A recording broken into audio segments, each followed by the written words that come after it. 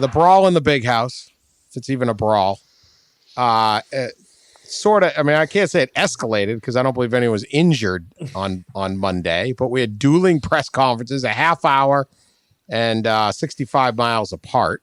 Jim Harbaugh comes in strong, claiming what happened in the tunnel was egregious, sickening to watch. There needs to be accountability, full, thorough, timely investigation, and a couple of the big quotes. I can't imagine this will not result in criminal charges.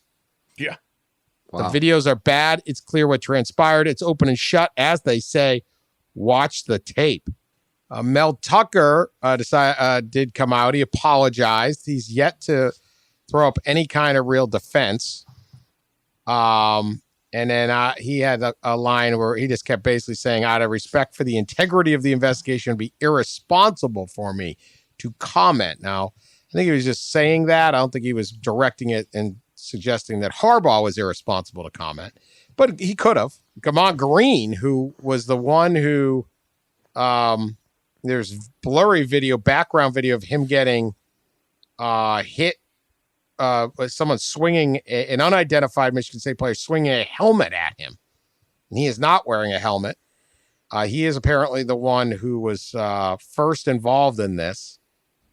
He hired noted attorney Tom Mars, who finds his way into all sorts of mischief in college athletics. Pat, you start with this. The Tom Mars' involvement, and they're going to press charges, the Green family. Yeah, I reported that Monday afternoon. Michigan State fans were fond of saying, Tuck coming? We got bad news for Michigan State. Mars coming.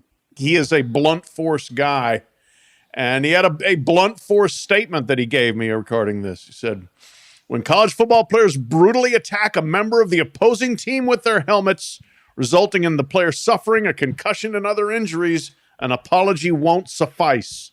There has to be severe consequences for this kind of misconduct. Not only does Jamon Green deserve to be compensated for his injuries, severe consequences in this case will deter others who might think they can get away with brutally beating an opposing player and only get a slap on the wrist. I've got news for the MSU players who did this to Jamon. They are going to feel the full wrath of the law. Woo! Oh, boy. There you have it. It sounds like a lawyer wrote that, Pat. It does. He is that. Harsh. He's like the F around and find out guy. Yes. As Ole Miss and Hugh Freeze did. Yeah, big time. And obviously, and you guys might know this more than me, but there has been, criminal charges against players associated with stuff around a game before. And I feel like a lot of times players get out of it because it's something, on the field of play or, the arena of the game. But this was obviously off the field completely in a tunnel. And so you got to wonder if, finally, we might actually have some serious criminal, consequences for the actions. Let me hear your take on the Michigan State fan pushback. Now, this is not the school. They're not even trying to trot this out. Right. But it's all Harbaugh's fault. Oh, yeah. The building's very old, but there were not these fights in the tunnel until Harbaugh came along. Now there's the peanut butter and jelly gate with Penn State. There was an incident last year at half or before the game with a lot of John with Ohio State. And now there's this one. And the belief is Harbaugh lets his players talk unbelievable amounts of smack. Their whole bit. This is Michigan's problem. This is Michigan State doesn't want to elevate it. Michigan State wins the game last year. You don't see any issues. They know how to celebrate amongst themselves. They were leaving as they were supposed to, and these two players of Michigan went into they were supposed to wait, and they didn't. They just left too early, and they got in the middle there.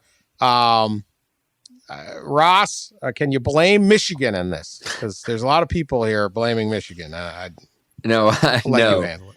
No, I don't think you can blame Michigan. Isn't football and sports in general is supposed to be kind of fun, and you're gonna let your players kind of celebrate a win and kind of chill a little bit, not be so uptight about things. I mean, it's supposed to be fun, and part of being 18, 19, 20-year-old is talking the old smack and all that. And I think that's fine, and you can't convince me that if they didn't do all that this wouldn't have happened anyway or whatever. It just doesn't make any sense.